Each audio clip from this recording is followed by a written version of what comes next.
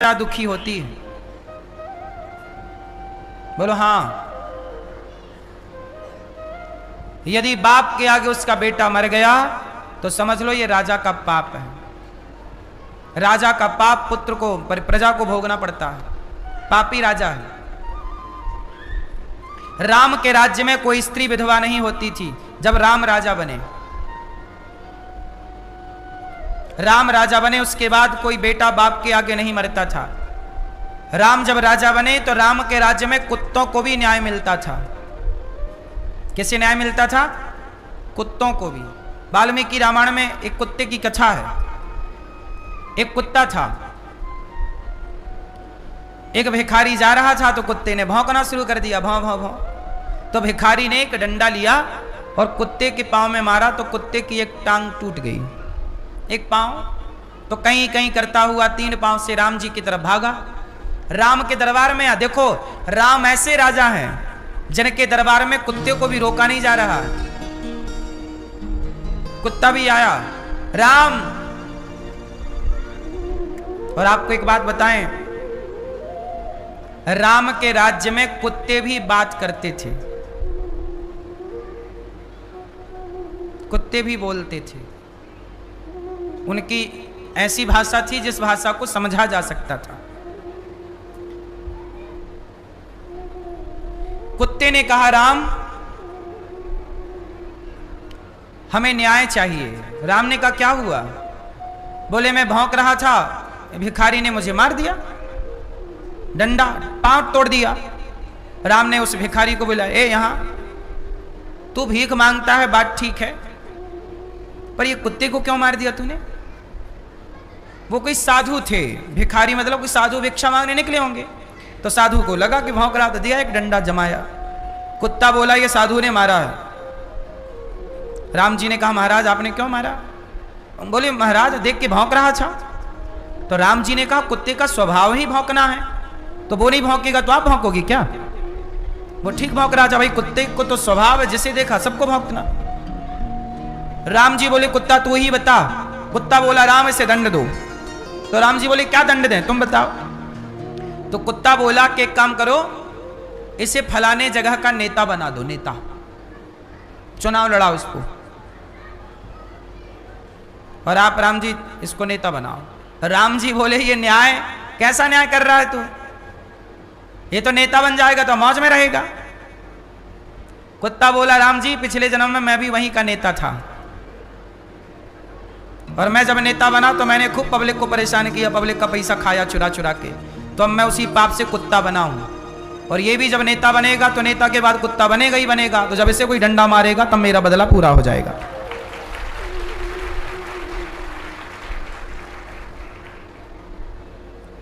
तो राम ने कहा, तथास्तु, ऐसी हो। उसे नेता बना दिया, मुखिया, जाओ भोगो। राम के राज्य में सबको न्याय मिलता है, इसलिए न्याय करने वाले राजा हैं राम। राम के राज्य में उन्हें भी न्याय मिलता है जो राम पर लांछन लगाते हैं। राम की पत्नी पर लांछन किसने लगाया? एक धोबी भाई साहब ने कह दिया कि ये तो रावण के पास रहकर आई हैं, पता नहीं शुद्ध हैं कि अशुद्ध हैं, पवित्र हैं कि अपवित्र हैं, सही है कि गलत है, कौन जानता। राम का राज जैसा है कि उस धोबी ने जो सीता मां पर लांछन लगाया, राम चाहते तो उसे मृत्यु दंड दे सकते थे, पर राम ने उसे मृत्यु दंड नहीं दिया। राम ने प्रजा को खड़ा किया। अब ये बात पूरी हवा की तरह पूरी अयोध्या में फैल गई ना, कि सीता पता नहीं शुद्ध है कि अशुद्ध है, पवित्र है कि अपवित्र है। अब राम ने सारी सभा, सारी प्रजा को इकट्ठा किया और प्रजा से कहा, क्या चल रहा है? राम भी रूप बदल के प्रजा के बीच में गए तो प्रजा की कानाफूसी सुन के आए। तो राम जी ने प्रजा को बुलाया, क्या चल रहा आप लोगों के मन में? बोले, महाराज प्रजा को डाउट है। किस पर? बोले, आपकी पत्नी पर।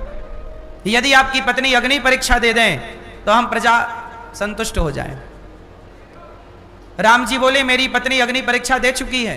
लंका से जब वापस आई थी तो सीता मैया ने अग्नि परीक्षा दी। तो प्रजा बोली कि आपकी पत्नी ने लंका में अग्नि परीक्षा दी थी, हम में से तो कोई वहां था नहीं, हम कैसे माने कि दी? तो सीता मैया को अग्नि परीक्षा देनी ही पड़ेगी। बात समझ में आई?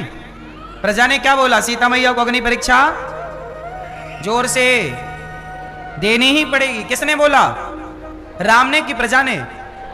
किसने बोला? प्रजा ने बोला।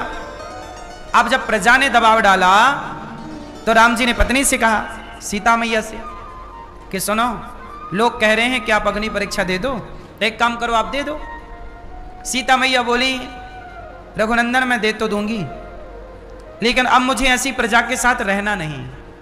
प्रजा होती है पुत्र की तरह, राजा होता है पिता की तरह, रानी होती है मां की तरह। और जब मेरी प्रजा मतलब मेरी संतान, मेरे बच्चे जब अपनी माता पर लांछन लगाएं, तो भला मां ऐसे बच्चों के साथ कैसी रहेगी? इसलिए राम, मैं परीक्षा जरूर दूंगी, लेकिन अभी नहीं। अभी आपके बच्चे मेरे पेट में हैं। यदि मैं परीक्षा दे के शुद्ध हो गई तो मैं रुकूंगी नहीं, और मैं जाऊंगी तो आपके बच्चे भी चले जाएंगे। इसलिए मैं एक काम करूं, पहले आपके पुत्रों को आपको सौंप दूं, फिर मैं इन्हें परीक्षा देके फिर मैं अपने लक्ष्य में चली जाऊंगी। तो क्या करें? तो सीता मैया बोली कि मैं गर्भवती हूं, मैं चाहती हूं कि मेरे बच्चे संत के आश्रम में जन्म लें, ताकि संतों वाले संस्कार मेरे बच्चों को बचपन से प्राप्त हों। तो सीता मैया के कहने पर राम जी ने उन्हें कुछ दिनों के लिए, कुछ वर्षों के लिए एक महर्षि वाल्मीकि जी के आश्रम में भिजवा दिया, लक्ष्मण जी के द्वारा। समझ में आ रही है बात? लक्ष्मण जी के द्वारा कहां भिजवा दिया? वाल्मीकि जी के आश्रम में। वाल्मीकि जी के यहां रही। लवकुश नाम के 2 पुत्र हुए, और जब प्रकट हुए, बच्चों ने पढ़ाई लिखाई पूरी की, और पढ़ाई लिखाई इतनी मजबूत कर ली कि हनुमान जी तक को बंधन में डाल दिया, लक्ष्मण जी को हरा दिया, भरत शत्रुघ्न को हरा दिया लवकुश ने। बोलो हाँ। सीता मैया बोली कि अब मेरे पुत्र योग्य हो गए, अब इन्हें इनके पिता को सौंप दूं। सीता मैया गई राम के दरबार में। लवकुश ने राम जी से कहा कि महाराज मैं आपका बेटा हूं।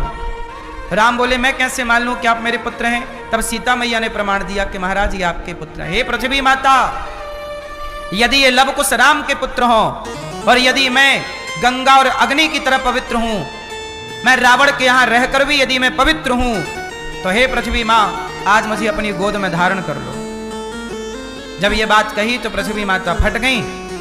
लवकुश को राम को सौंपा। प्रजा से कहा कि आप मेरी परीक्षा लेना चाहते थे, देखो मैंने कहा कि मैं पवित्र हूं तो पृथ्वी फट जाए, तो पृथ्वी फट गई, तो प्रमाण आपको मिल गया कि मैं पवित्र हूं। प्रजा बोली कि माता रुक जाओ, हमसे गलती हो गई। माता बोली नहीं, अब मैं आपके साथ रह के क्या करूंगी? रहा उनके साथ जाता है जिनको आप पर भरोसा हो, जिनको आप पर भरोसा ही ना, उनके साथ रह के करेंगे क्या? रिश्ते भरोसे पर चलते हैं साहब। इसलिए कहता हूं बोलने के पहले जरा सोचा करो कि आप बोल क्या रहे हैं। कुछ भी ना बोला करो। सीता मैया बोली आपको विश्वास हो गया कि मैं पवित्र हूं? हाँ मां क्षमा करो। सीता मैया ने कहा बस विश्वास हो गया, आगे मुझे क्या करना है ये मैं जानती हूं। पृथ्वी माता की गोद में बैठी और माता पृथ्वी में समा गई। पृथ्वी से प्रकट हुई थी, पृथ्वी में समा गई। तो राम एक ऐसे राजा हैं कि अपनी प्रजा की प्रसन्नता के लिए अपने परिवार का भी त्याग कर सकते हैं, पर प्रजा का दुख नहीं देख सकते। ये राजा राम है। अब कुछ लोग कहते हैं कि राम ने गलत किया, पत्नी को घर से निकाल दिया। अरे पूरा विषय तो जानो। अब बताओ इसमें राम की कहां गलती? मैंने पूरा सुना दिया ना वाक्य, बताओ राम की कहां गलती है? बोलो। कुछ लोग कहते हैं ना राम की गलती है, राम ने गर्भवती पत्नी को घर से निकाल दिया। अरे वो हालात क्या थे, वो मजबूरियां क्या थी, सिचुएशन क्या थी? क्या करते आप होते तो क्या करते? आप यदि पत्नी को नहीं भेजते तो क्या होता? फिर प्रजा क्या बोलती कि लो हमारा राजा, तो प्रजा की बात सुनता ही नहीं। एक तरफ प्रजा है, एक तरफ परिवार है, किसे प्रसन्न रखें? सबको प्रसन्न तो राम भी ना रख पाए। आप लोग भी सबको प्रसन्न रखने के चक्कर में परेशान होती हो या होते हो। भगवान भी सबको प्रसन्न नहीं रख पाए तो हम भी सबको खुश नहीं रख पाएंगे, आप भी सबको खुश नहीं रख पाएंगे। कोई तो नाराज होगा ही होगा। बोलो हाँ। तो राम सीता मां को ना निकालते, चलो ठीक है, तो प्रजा क्या कहती? आज के नेता कैसे हैं? आज के नेता प्रजा की सुनते नहीं है, परिवार को घुसा रहे हैं। मेरा बेटा, मेरा पोता, मेरा नाती, मेरा दामाद, सब नेता बने घूम रहे हैं। राम ने क्या किया? परिवारवाद खत्म कर दिया। परिवार नहीं, प्रजा। परिवार को त्यागना पड़ा तो त्यागा, पर प्रजा को नहीं छोड़ा। यही राजा का धर्म है और वही राजधर्म राम जी ने निभाया है। राम को समझने के लिए थोड़ा अध्ययन चाहिए, थोड़ा भक्ति चाहिए, थोड़ा निष्कपट निष्काम समर्पण चाहिए, तब थोड़ा राम को समझ पाओगे, वरना राम को समझना आसान नहीं है। तो राम के राज्य में तो बड़ी प्रसन्नता थी। आपसे बस मैं यही कहूंगा कि राजा योग्य हो तो प्रजा सुखी होती है, राजा अयोग्य हो तो प्रजा दुखी रहती है। अब देखिए ना, परीक्षित नाम के राजा प्रजा के बीच में निकल गए, मेरी प्रजा सुखी है कि दुखी है, एक मुआयना करने। तो वहां देखा क्या कि एक गाय और एक बछड़ा था, उसे एक काला सा आदमी मार रहा था। तो राजा परीक्षित जी ने कहा, कौन हो तुम? तो उस काले से आदमी ने कहा कि महाराज मेरा नाम है कलयुग। क्या नाम है मेरा?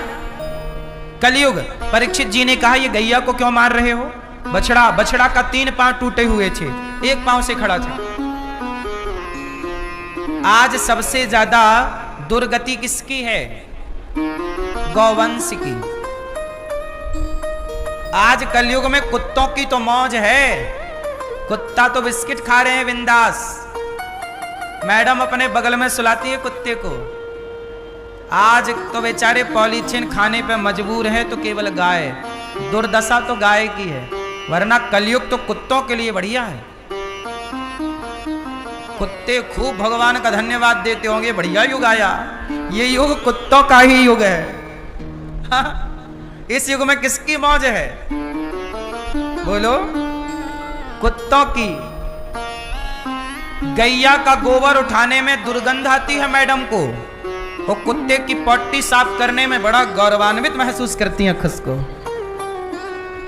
कि हम बहुत पढ़ी लिखी एजुकेटेड हैं। कुत्ते की पट्टी उठा रही है, पढ़ी लिखी है। और तुम्हारी दादी नानी गैया का गोबर उठाए, अरे छी छी छी, बड़ी गवार है। गोबर उठाने वाले को गवार कहा जाता है, और कुत्ते की पट्टी उठाने वाले को शिक्षित कहा जाता है। इस कलयुग में ये शिक्षित समाज है, जहां कुत्ता को चराने निकलती हैं मैडम शाम को टहलाने।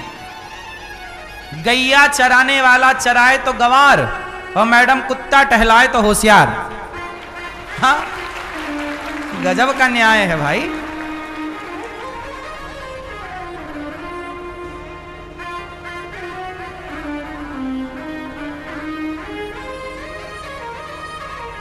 गौमूत्र पीने वाला गवार और बिल्ली की पट्टी से बनी कॉफी पीने वाले होशियार।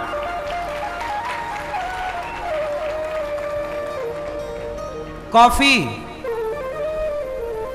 बिल्ली की पट्टी से, कुछ कॉफी के फल खिलाए जाते हैं बिल्ली को, फिर उसकी पट्टी से निकाल के उसे धुलकर वो कॉफी लोग बड़े बढ़िया चाव से पीते हैं।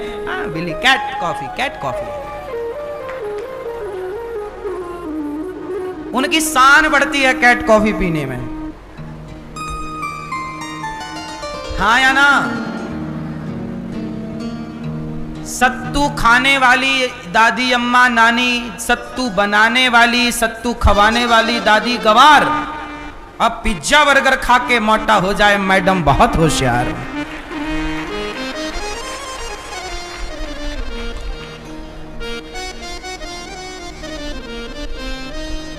कलयुग तो आज उल्टी गंगा बहा रहा है, माता पिता को बेटा ठोकर लगा रहा है। कलयुग है, कलयुग में गैया की इज्जत नहीं है। कुत्ते बिस्तर में बढ़िया डबल बेड में सो रहे हैं, और गैया की जो जगह थी गौचर भूमि, उसी को कब्जा कर लिया लोगों ने। अब गैया सड़क पे खड़ी रहती है, ट्रक वाला धक्का मारता, हाथ पांव टूट जाते हैं। गैया पुकारे तो पुकारे किसे, रोए तो किसके आगे रोए। राजा भी अच्छा नहीं कलयुग में कि गैया राजा के आगे। राजा आज सरकारी बूचड़ खाने चल रहे हैं। हमारे देश में कौन से बूचड़ खाने चल रहे हैं? सरकार जिनको लाइसेंस देती है, मतलब सरकार खुद गौ हत्या कराती है। भाई लाइसेंस मैंने तो बांटे नहीं ना, क्या आप लोगों ने बांटे हैं? बोलो।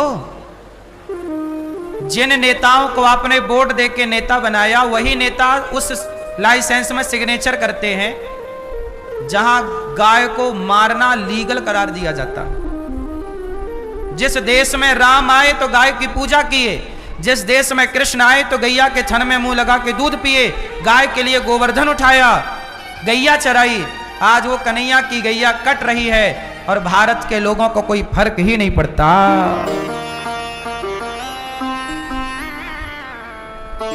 गौ हत्या होनी चाहिए या नहीं होनी चाहिए?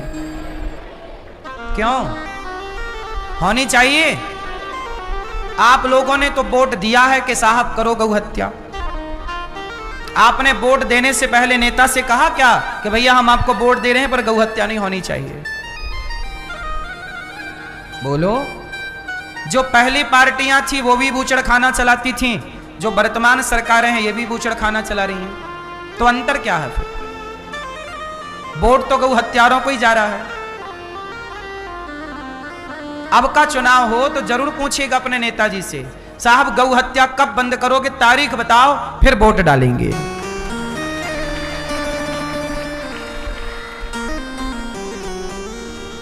बोलो भाई, बात सही है कि गलत है? आप लोग यदि चाहते हैं गौ हत्या होती रहे तो फिर हम क्या कर पाएंगे अकेले? और हम अकेले कर भी क्या सकते? क्या कर लिया हमने? हमने तो केवल गौशाला बनाई, हमने तो 400 गैया रखी हैं, 400 गैया की हम सेवा करते हैं। हम तो सेवा कर सकते हैं ना, हम कर रहे हैं। हम तो नेता नहीं है कि बड़े पद में नहीं है कि हम गौ हत्या रोक सकें। हम आवाज उठा सकते हैं। कल को हम मर के जाएंगे तो भगवान पूछेंगे क्यों गौ हत्या हो रही थी, तुम बोले भी नहीं।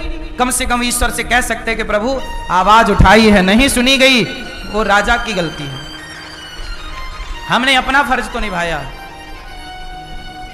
तो अगली बार मैया वोट डालने के पहले नेताजी से तारीख जरूर पूछ लेना कि भैया गौ हत्या की तारीख बता दो, कब बंद करोगे। और यदि आपने गौ हत्या की तारीख, गौ हत्या रोकने की तारीख नहीं बताई और वोट दिया, तो ये मानो कि आप लोग भी गौ हत्यारे ही माने जाओगे। हाँ या ना? क्योंकि आपने उनका सपोर्ट किया जो गौ हत्यारे हैं।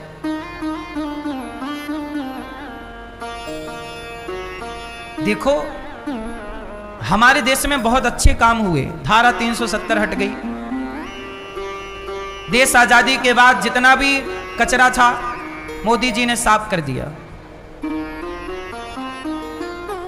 कर दिया कि नहीं? ऑपरेशन सिंदूर के द्वारा आतंकवाद का भी सफाया करने की भरपूर कोशिश की गई। बात अच्छी है, काम सरकार के बहुत अच्छे हैं, नीतियां बहुत अच्छी हैं, पर भैया एक गाय जो हम सबकी माता है, हम सबके पुरखों ने गाय की खूब सेवा की है। आप जितने लोग यहां बैठे हैं, आपकी 2-3 पीढ़ी पहले घर में 10-10 गैया सबके घर में थी। हाँ या ना? ये बात सही है कि गलत है? हाँ या ना जवाब तो दो। आप सबके पूर्वजों ने गाय की खूब सेवा की है।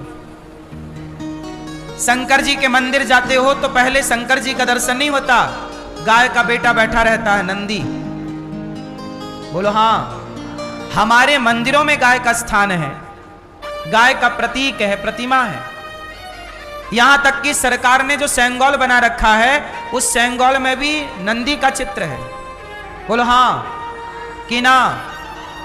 तो जिस देश में गाय को मंदिर से लेकर संसद तक पूजा जाता हो, उस देश में गौ हत्या हो, क्या ये शोभनीय है?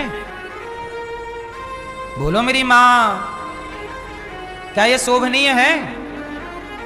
इसलिए प्रार्थना करता हूं कि हमारे वर्तमान प्रधानमंत्री जी ने देश के लिए इतना बढ़िया काम किया, जो सदियों तक मोदी जी को याद किया जाएगा। लेकिन यदि मोदी जी गौ हत्या बंद कर दें, जैसे 2000 का नोट बंद कर दिया, मोदी जी आए बोले कि अब पुरानी करेंसी नहीं चलेगी, 1000 का नोट नहीं चलेगा, 500 का नोट नहीं चलेगा। मोदी जी के कहने से यदि 1000 का, 2000 का और 500 का नोट बंद हो सकता है, तो मोदी जी एक बार कह दें तो किसकी ताकत के गौ हत्या करे? एक बार कह दें कि अब से गौ हत्या बंद, कौन करेगा? किसकी ताकत? राजा को एक बार आके बोलना ही तो है, सारे लाइसेंस रद्द कर दिए जाए पुराने, गौ हत्या नहीं होगी। अब मोदी जी किस मजबूरी में फंसे हैं मुझे नहीं पता। उन्होंने धारा 370 हटाई, जो कि बहुत कठिन काम था। पाकिस्तान पर सर्जिकल स्ट्राइक कर दी, युद्ध छेड़ दिया, जो कि बहुत कठिन था। वो काम चुटकियों में निर्णय मोदी जी ने ले लिए। बस गौ माता का न्याय कब होगा, गौ हत्या कब होगी? यदि गौ हत्या मोदी जी बंद कर दें तो युगों युगों तक ऐसे नेताओं का नाम रहेगा स्वर्ण अक्षरों में कि भाई इन्होंने देश से गौ हत्या दूर कर दी। ये गौ हत्या का कलंक है इस देश में। हम लोगों ने ही गाय को माता मान के पूजा है। बोलो हाँ। और हम लोग ही गौ हत्या बर्दाश्त कैसे करें भाई? ये तो हमारी माँ को मारा जा रहा, कुल मिला के ये है कि भाई आप फिर जो करना करो, हम तो मारेंगे। अब तो हमारे राजा बढ़िया है, सनातनी है, मोदी जी खुद गाय की सेवा करते हैं, तो गाय तो ना कटे भैया इस देश में। राजा परीक्षित ने देखा कि एक गाय परेशान है, तुरंत राजा परीक्षित ने अपना रथ रोका, कहा गाय क्यों, ये काला आदमी मार रहा, कौन है तू?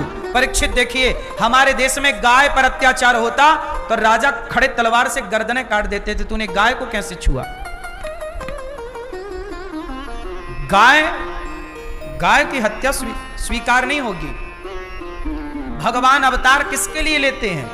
विप्रधेनु सुर संतहित लीन मनुज अवतार।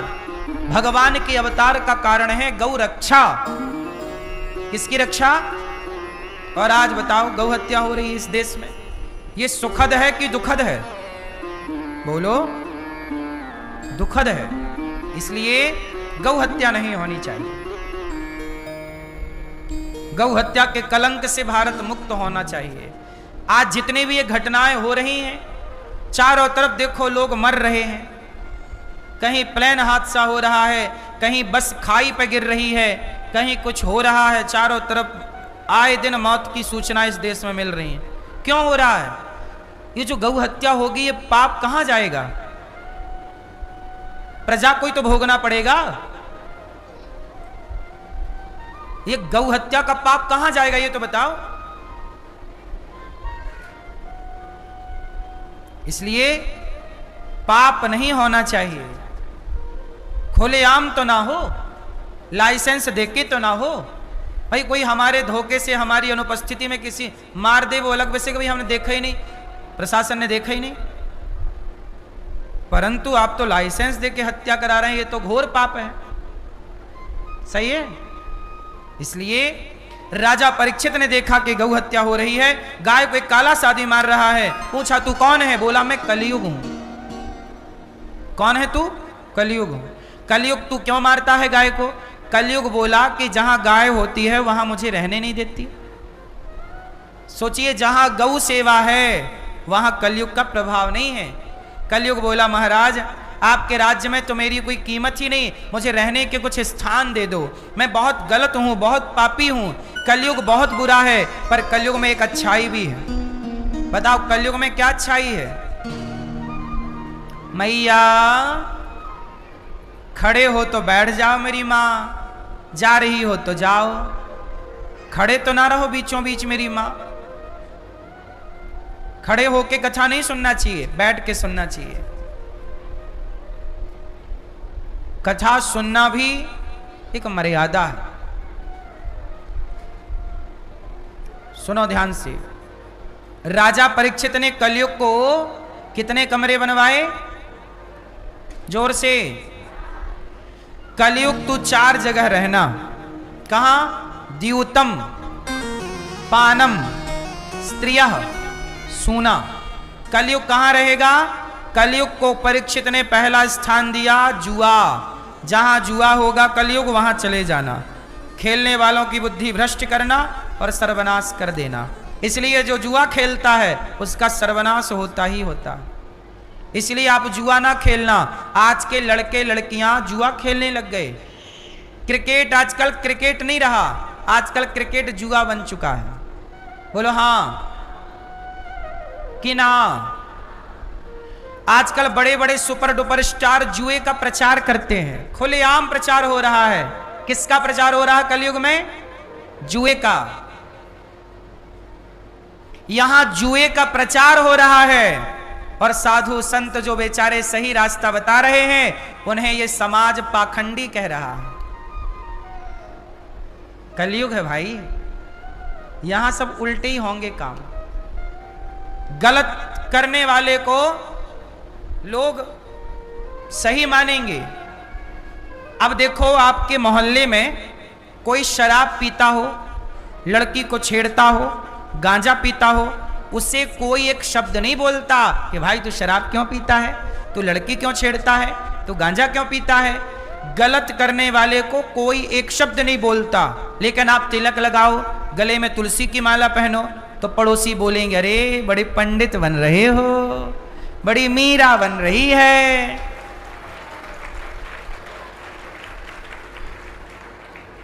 मतलब समाज कहती है कि भैया तुम शराब पी रहे हो, हम तुम्हें स्वीकार करेंगे। तुम लड़कियां छेड़ रहे हो, हम तुम्हें स्वीकार करेंगे। तुम चरस अफीम पी रहे हो, हम तुम्हें स्वीकार करेंगे। पर तुम तिलक लगाओगे, तुलसी माला पहनोगे, सवेरे राम राम जपोगे, हम तुम्हें स्वीकार नहीं करेंगे। आजकल ऐसा है कि नहीं बाजार में? गलत करने वालों को कोई नहीं रोक रहा है, और तुम सही करो 10 लोग टोकेंगे। जैसे इन्हीं के बाप से पैसे लेके चंदन लगाए हों, जैसे इन्हीं के बाप से पैसे लेके तुलसी की माला पहने हों। बोलो हाँ। मतलब ये आज की दुनिया, कोई बुरा है उसे कोई नहीं बोल। लड़का लड़की क्लबों में जाके पूरी रात भांगड़ा डिस्को कर रहे हैं, पराए मर्द पराई स्त्री के संग, तब कोई नहीं बोल रहा कि भाई ये क्या चल रहा है। पर कोई कीर्तन करने लगे, पूजा करने लगे तो लोग क्या, अरे बड़ी मीरा बन रही है। हाँ तो तू बन जा, सूप न खा, ये तो मीरा ही बन रही है, गलत क्या कर रही है भाई? मीरा बनना गलत है? फिर तू क्या चाहती है, क्या बन जाए? सही रास्ते भी आज कोई चले तो 10 लोग मुंह बाए खड़े हैं, और गलत चलने वालों को कोई रोक टोक नहीं है। इसलिए गलत करने वाले ज्यादा हैं, अच्छा करने वाले कम हैं। अच्छा करने वालों को डर लगता है कि यार अभी तिलक लगाएंगे अभी ज्यादा तो लोग कहेंगे बड़े पाखंडी हो, बड़े तिलक लगाने वाले को बोलते बड़े पाखंडी हो। तिलक ना, अरे ये बताओ, आप मंदिर जाते हो, बताओ मंदिर में, राम के मंदिर, कृष्ण के मंदिर में भगवान को तिलक लगा होता है कि नहीं? बोलो। तुम जिस आराध्य की आराधना करते हो वो परमात्मा जब तिलक लगाकर बैठा है तो तुम उनके भक्त होकर माथे पर तिलक क्यों नहीं लगाते? और अपने को बड़ा होशियार मानते हो कि नहीं जी तिलक की क्या जरूरत है। अरे जरूरत नहीं होती तो क्यों लगाने का बोला जाता? मुसलमान टोपी लगाता है कि नहीं? उसे कोई शर्म नहीं आती टोपी लगाने में, तुम्हें तिलक लगाने में शर्म है। जब तुम अपने धर्म का पालन ही नहीं करोगे तो तुम्हारी संतान क्या पालन करेगी? बोलो। ये देश में तो राजा लोग मर गए। जब हमारे देश में मुगल आए तो गुरु गोविंद सिंह जी के पुत्रों को खड़ा किया। 7 साल का बेटा था, 5 साल का बेटा था, गर्दन पे तलवार रख दी मुगलों ने। कहा कि धर्म परिवर्तन करो बच्चा, वरना मार देंगे, गर्दन काट देंगे। तो गुरु गोविंद सिंह जी के बच्चों ने क्या कहा? काट दो गर्दन। धर्म छोड़ा? बोलो। ऐसे लोगों का देश रहा ये। तुम जैसों का नहीं कि चार लोग टोकने लग गए तो तुम तिलक लगाना छोड़ दिए, तुलसी की माला। अरे जब दुनिया टोकना नहीं छोड़ रही है तो आप अपना धर्म का पालन करना क्यों छोड़ रहे हैं? लोगों को टोकने दीजिए, रोकने दीजिए। आप उनकी बातों में क्यों आते हैं? यहां तो बच्चे दीवार में जिंदा चुनवा दिया मुगलों ने। यह इतिहास पढ़ा कि नहीं? आप लोगों ने सुना होगा। गुरु गोविंद सिंह जी के बच्चों को क्या नन्हे से बच्चे रहे, लेकिन धन्य है ऐसे बच्चे, मर गए पर धर्म को नहीं छोड़ा। मैया कैसे बच्चे पैदा कर रही हो आप लोग? शराब पी रहे हैं, क्लबों में जा जा के नाच रहे हैं पराई औरतों के संग। ये क्या तुमने बच्चे पैदा किए कि गीदड़ पैदा कर लिए हैं? अरे अच्छी औलाद पैदा करोगे तो देश अच्छा होगा। ऐसे नालायकों से देश का कुछ भला नहीं होना। क्लब छाप लोगों के भरोसे रहोगे तो क्या होगा? इस देश को नालायक नहीं चाहिए, नालायक तो हैं, लायक चाहिए। पेट भर लेना कोई बड़ी बात नहीं है, पेट तो कुत्ता भी भर रहा अपना, भूखा तो कुत्ता भी नहीं है। बेटा पैदा की हो ना मेरी मां, तो उसे जिम्मेदारी से संस्कारी बनाना। पैदा करके यूं छोड़ मत देना, पैदा करके तो सुअर छोड़ देते हैं, घूमते रहते हैं नाली वाली में। आप इंसान हैं, आपकी जिम्मेदारी केवल बच्चों को जन्म देना नहीं, बच्चों को पाल पोस के संस्कारवान बना के समाज की सेवा के लिए, इस राष्ट्र की सेवा के लिए समर्पित करना है। यही एक मां का कर्तव्य है। माता जीजाबाई कैसी माता थी? अपने बेटे को शिवाजी बना के देश को समर्पित कर दिया। बचपन से पढ़ाया, छोटी छोटी कहानी किस्सों के द्वारा बच्चे को संस्कारी बनाया और सौंप दिया देश को। अरे बेटा ऐसा हो जो देश के लिए काम करे, देश की सेवा में समर्पित हो, राष्ट्र के लिए रहे। अब आजकल के तो क्या बताएं, लड़के लड़कियां बस केवल घूम रहे हैं, इश्क विस्क कर रहे हैं, बस इश्क विस्क प्यार व्यार, इसके सिवा कुछ नहीं है। बोलो हाँ। फिर ऐसे बच्चों से आपका ही भला ना होगा मेरी मां। ये बेटा तुम्हें गिलास भर पानी ना देगा बुढ़ापे में, इससे तुम्हारा भला नहीं है तो इससे देश का क्या भला होगा? ये तो तुम्हारे ऊपर बोझ है, तो देश के ऊपर कितना बड़ा बोझ होगा? तो आप देश के ऊपर बोझ देके जा रही हो। इसलिए कहते हैं जननी जने तो भक्त जने, जननी जने तो भक्त जने, या दाता या सूर, या दानी पैदा करो या सूरवीर पैदा करो। जननी जने तो भक्त जने, या दाता या सूर, वरना तो वंध्या भली, वरना तो बांझ अच्छी है, वरना तो वंध्या भली, काहे गवावे नूर। क्यों अपना खून बहाती हो? यदि तुम्हारा बेटा हो तो लायक हो, नालायक के लिए क्यों इतना दर्द सहती हो? क्यों प्रसव की पीड़ा सहती हो? फिर तो तुम्हारा रोना प्रसव का सब व्यर्थ गया ना। बोलो हाँ कि ना। इसलिए मेरी मां, केवल बच्चा पैदा कर लेना जरूरी नहीं है, उसे पढ़ा लिखा कर योग्य। गुटखा खाता है तुम्हारा बेटा, शराब पीता है तुम्हारा बेटा, लड़कियों को छेड़ता है तुम्हारा बेटा, क्यों नहीं संस्कार दिए तुमने बेहतर? क्यों गुटखा खा रहा है तुम्हारा बेटा? क्यों तुम्हारी बात नहीं सुन रहा? कैसी संतान, कैसी मां बाप हो तुम? तुम्हारी औलाद तुम्हारी नहीं सुन रहा, किसकी सुनेगा फिर?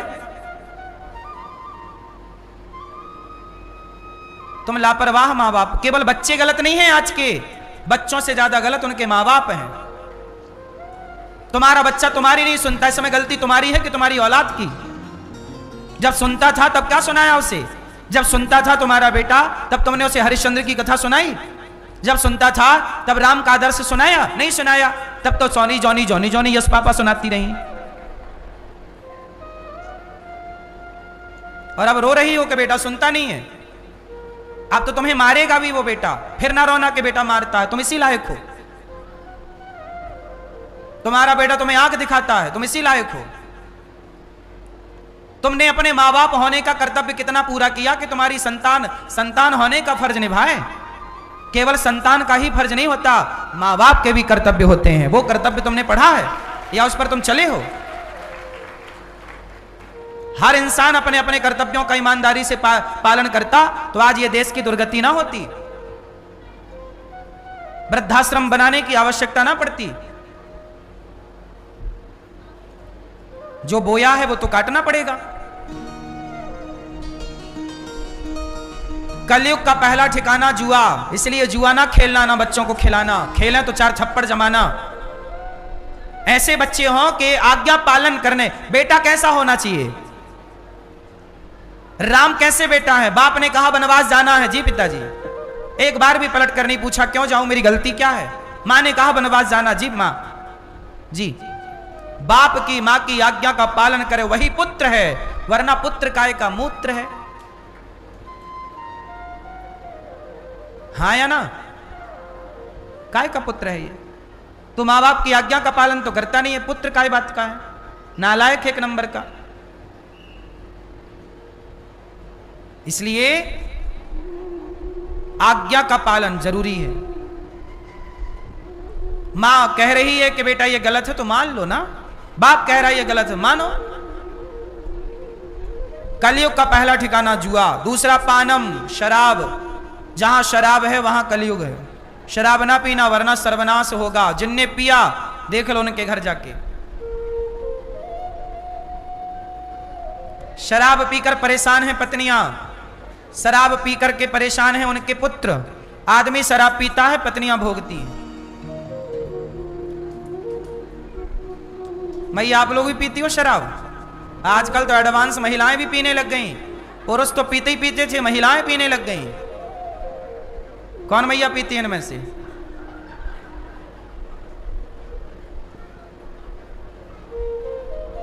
आजकल शादी ब्याह में पुरुषों की पार्टियां तो होती थी, महिलाओं की अलग से होने लग गई हैं। और पुरुषों से ज्यादा महंगी स्त्रियां पीने लग गई आजकल। कलयुग केवल, अब ये मत सोचिएगा कि कलयुग कहीं बाहर है, कलयुग आपके भीतर बैठा है घुसा। बड़े बड़े शहरों में स्त्रियां शराब पीती हैं, ये बात कोई नई नहीं है। बोलो हाँ, आप भी पीती हो?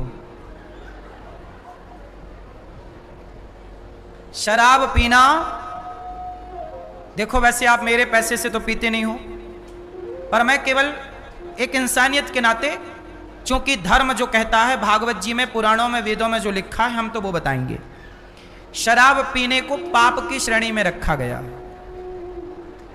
शराब किस श्रेणी में आती है?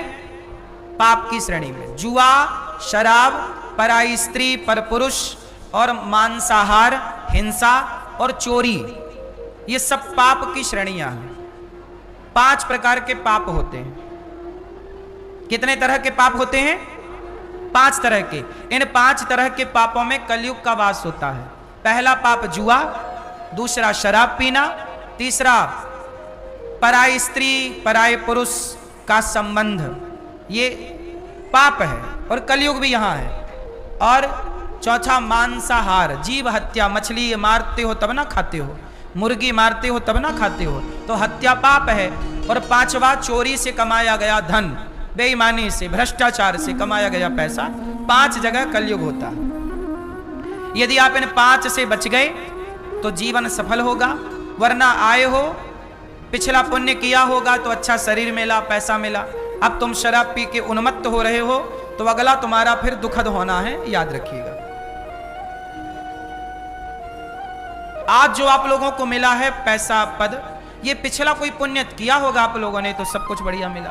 लेकिन आज तुम पी रहे हो शराब, गलत चल रहे हो, तो भगवान देख लेंगे कि भाई अगला क्या देना है। तो अगला जो गति है वो बड़ी विनाशकारी होगी। तो थोड़ा संभल जाइएगा, वरना भोगना तो पड़ता है फिर।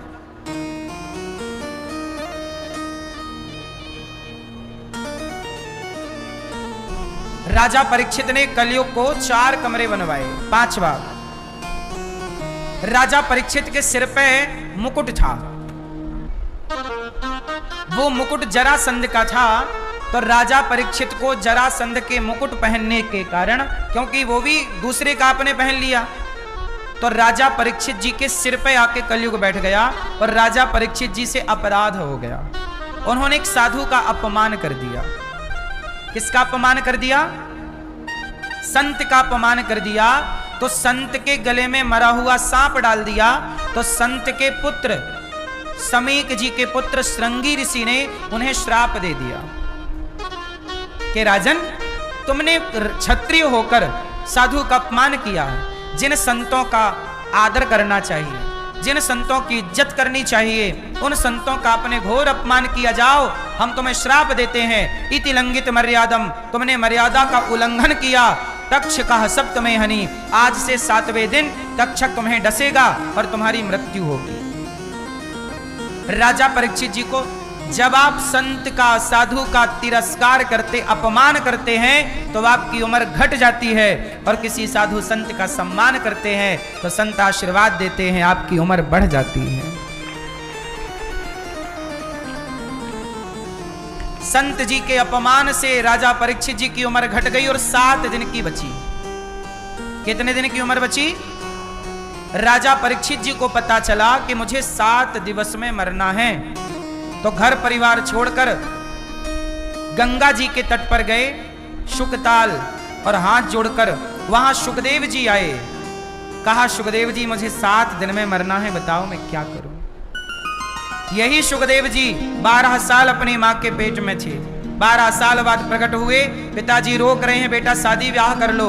सुखदेव जी बोले, मैं शादी ब्याह नहीं करता, मैं तो मन प्रभु में लगाऊंगा, क्योंकि संसार में मन लग जाए तो फिर संसार में मन उलझ तो जाता है पर संसार से मन निकलता नहीं।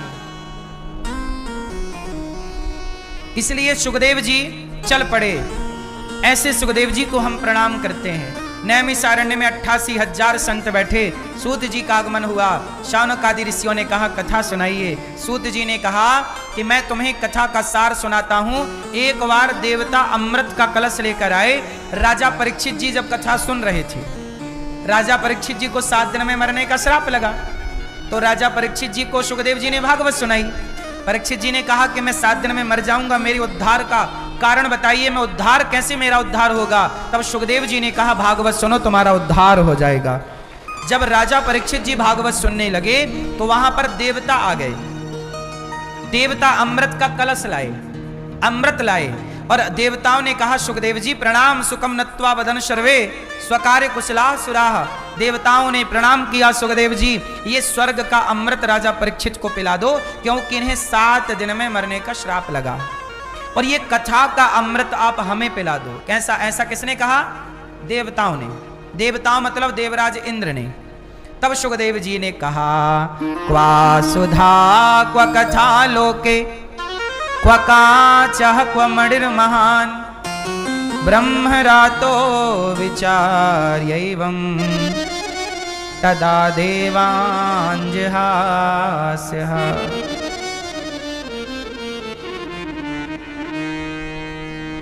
सुखदेव जी बोले, क्व काचः क्व मणिर्लोके।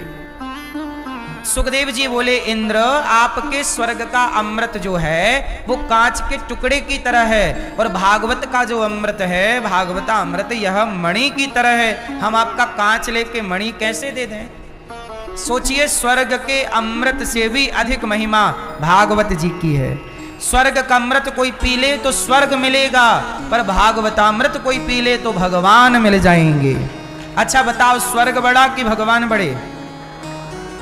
स्वर्ग का अमृत भगवान नहीं दिला सकता, पर भागवत जी भगवान से मिला सकते। इसलिए भागवत अमृत से करोड़ों गुना श्रेष्ठ है।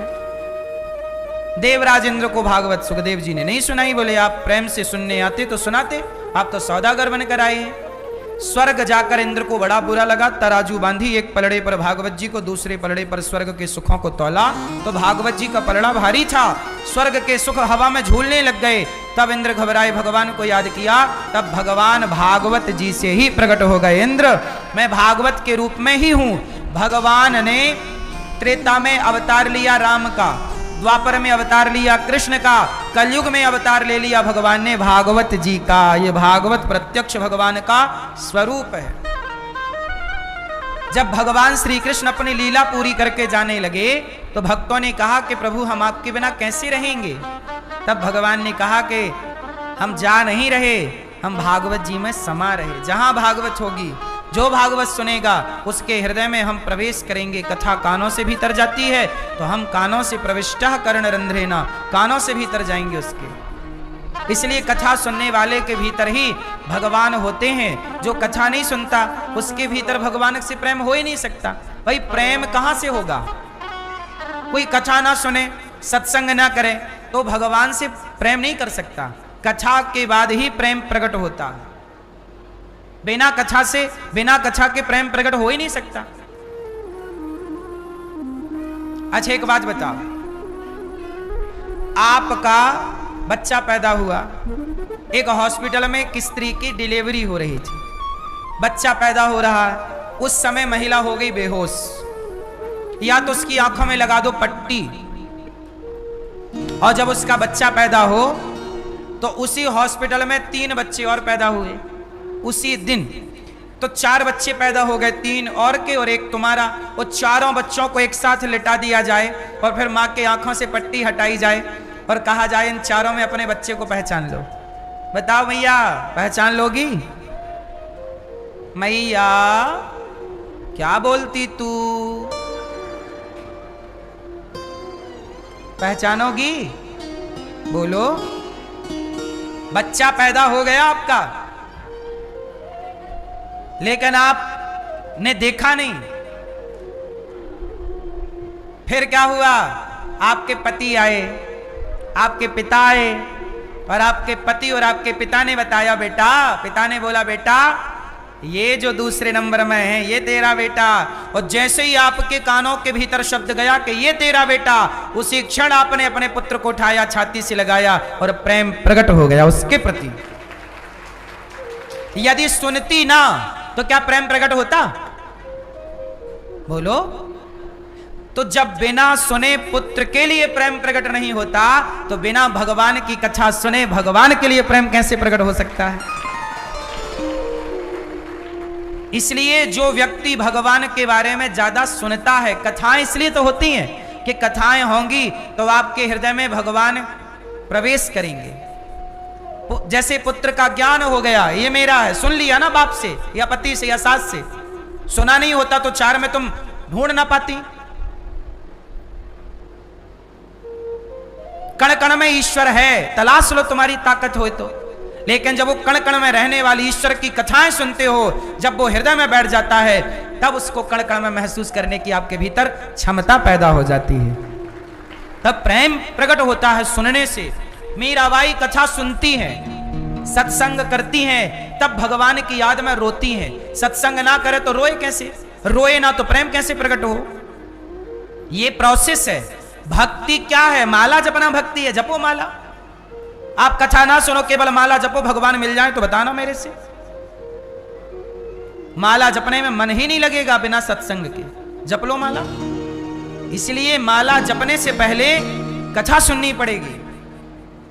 कथा सुनोगे, भगवान के स्वभाव को जानोगे, भगवान के गुणों को जानोगे, तब भगवान से प्रीति होगी। जब प्यार होगा तब उनको प्रेम से आप पुकारोगे, हे श्रीमन नारायण, हे श्रीमन नारायण, हे श्रीमन। अब तुम्हें पता ही नहीं नारायण कौन है, लेकिन मैं बता दूं कि अजामिल जैसा पापी मरते समय मुख से नारायण निकल गया, तो नारायण सुनते ही अजामिल का उद्धार हो गया। क्या निकला अजामिल के मुंह से? ये कथा जब आप सुनते हो तो अपने आप भगवान के नाम में आपकी श्रद्धा हो जाती है कि भैया अजामिल जैसा पापी नाम के बल से तर गया, तो हम भी नाम जपेंगे, हमारा भी कल्याण होगा। अब आप कथा सुनते ही ना तो नाम में श्रद्धा कैसे होती? इसलिए भगवान में श्रद्धा, भगवान के नाम में श्रद्धा तब होगी जब आप भगवान की कथाएं सुनोगे। आप कुछ भी नहीं जानते भगवान के बारे में, मत जानो, आके बैठ जाओ कथा में। आप 7 दिन, 10 दिन, महीने भर रेगुलर सत्संग करो, अपने आप देखेंगे कि आपका मन भगवान की तरफ खींचने लग जाएगा। ये कथा का प्रभाव। कथा ना सुनो, फिर देख लो अपने आप को, अपने भीतर की भक्ति देख लेना। आप जब कथा सुनते हो तो आपकी भक्ति भरती है, बढ़ती है। ये बात सही है कि गलत है? इसलिए कहा गया कि भगवान से बड़ा भगवान का नाम है। इसलिए जब राम जाने लगे अपने गौलो साकेत राम, तो हनुमान जी से कहा चलो हनुमान। हनुमान जी ने कहा मैं नहीं जाता। कहाँ? साकेत, बैकुंठ वगैरह मैं नहीं जाता। हनुमान जी बोले मैं नहीं जाऊंगा। राम जी बोले क्या करोगे हनुमान, मैं तो वहीं जा रहा हूं, वहीं चलो। नहीं प्रभु मैं नहीं जाऊंगा। क्यों? बोले आप जहां जा रहे हो बैकुंठ में, साकेत में, क्या वहां आपकी कथा है? राम जी बोले वहां तो मैं ही हूं, तो मेरी कथा की क्या जरूरत? हनुमान जी बोले नहीं, जहां आप हैं वहां आपकी कथा नहीं है, पर जहां आपकी कथा है वहां आप जरूर होंगे, इसलिए मैं वहां रहूंगा जहां आपकी कथा रहे। हनुमान जी नहीं गए, हनुमान जी नहीं गए और यहीं रहे। इसलिए हनुमान जी को कहा चारों युग प्रताप तुम्हारा, चारों युगों में अमर है, जाते ही नहीं, हमें बैकुंठ भी नहीं जाना। भगवान की कथा जहां है, भगवान की है प्रभु आपका गुणगान सुनता रहूं, वाणी आपका गुणगान करती रहे, आपका बारे में आपकी चर्चा कानों में सुनी जाए, कानों से वाणी भगवान का नाम पुकारे, यही करते करते जीवन लीला पूरी हो और कुछ ना चाहिए। यही जीवन का आनंद है।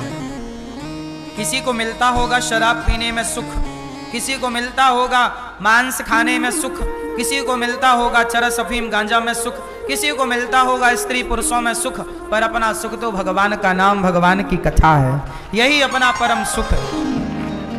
इसलिए तो भक्त गाते हैं, भक्त गाते हमारो मन राधा श्री राधा श्री राधा, हमारो धन राधा श्री राधा श्री राधा, हमारो धन राधा राधा राधा राधा राधा, हमारो धन राधा राधा राधा राधा राधा।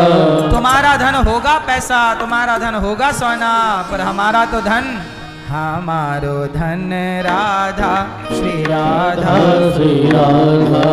किसी के कान में हीरा, किसी की नाक में हीरा, किसी के कान में हीरा, किसी की नाक में हीरा, क्या कहें भक्तों हम आपसे, हमारे तो श्याम है हीरा। भगवान से बड़ा कोई हीरा, भगवान से बड़ी कोई दौलत, भगवान से बड़ी कोई संपत्ति होगी तो मरो संपत्तियों के लिए, पर हमारा धन तो भगवान, यही आपका भी धन है। बोलो हाँ, बताओ। अभी प्लेन हादसा हुआ अहमदाबाद में, उसमें सब कुछ जल गया, पर क्या नहीं जला? गीता नहीं जली, गोपाल जी नहीं जले, ये दोनों बातें सही है, पर इसके अतिरिक्त कुछ और भी था जो नहीं जला। मैं जिसकी बात कर रहा हूं वो कुछ और बात है। बताओ उस आग में क्या नहीं जला है? भगवान का स्वरूप, ठीक है, और कुछ बताओ। मैं इनकी बात नहीं कर रहा हूं, एक आदमी बचा उसकी बात भी नहीं कर रहा हूं। जो मैं पूछना चाहता हूं आप वहां तक पहुंच ही नहीं पा रहे। जो मैं उत्तर आपसे चाहता हूं आप उस उत्तर तक तो जाओ। मैं आपसे क्या सुनना चाहता हूं, थोड़ा मेरे हिसाब का सुना दो ना मेरी मां। मैं आप लोगों से ये सुनना चाहता हूं, आपको ये बताना चाहता हूं कि आग जब उस प्लेन में लगी, क्रैश हुआ, आग लग गई, सारे यात्री जल गए, शरीर जल गया लोगों का, लेकिन उस आग में आग ने शरीर जला दिए, आग ने बच्चों को जला दिया, बूढ़ों को जला दिया, पर आग में इतनी ताकत नहीं है कि वह उन लोगों का पुण्य जला सके जो पुण्य उन लोगों ने जीते जी किया था। उन लोगों ने जिनकी मृत्यु हुई, उन्होंने जीते जी जो दान किया होगा, किसी को पानी पिलाया होगा, किसी भूखे के लिए रोटी लाकर दी होगी, किसी बेसहारा को उनमें से कोई किसी को सहारा दिया होगा, किसी ने किसी बूढ़ी मां का सहारा बना होगा, किसी ने किसी को सहारा दिया होगा। तो बताओ जो पुण्य उन्होंने किया था जीते जी, क्या वो पुण्य भी उस आग में जल गया? बोलो। जलोगे एक दिन आप भी, जलूंगा एक दिन मैं भी, एक दिन मुझे भी ये आग जला के राख करेगी, लेकिन इस आग में इतनी ताकत नहीं कि वो अनिरुद्धाचार्य के द्वारा किया गया पुण्य जला सके। इतनी ताकत आग में नहीं है, इतनी ताकत आग में नहीं है कि वो आप लोगों का पुण्य जला के राख, वो मुझे राख कर सकती है आग, पर मेरे पुण्यों को कदापि नहीं। इसलिए मेरी मां, मैं वो कमाई करता हूं जो कमाई आग भी नहीं जला सकती। आप लोग रुपया कमाते हो, कमाओ साहब, लेकिन आग के हवाले हो जाएगा तो जल जाएगा। लेकिन ये दास अनिरुद्ध ने क्या कमाया है? गौरी गोपाल आश्रम में माताएं रहती हैं, वो माएं जिनको अपने बेटों ने घर से निकाल दिया, जिनको अपनों ने घर से दुत्कार दिया,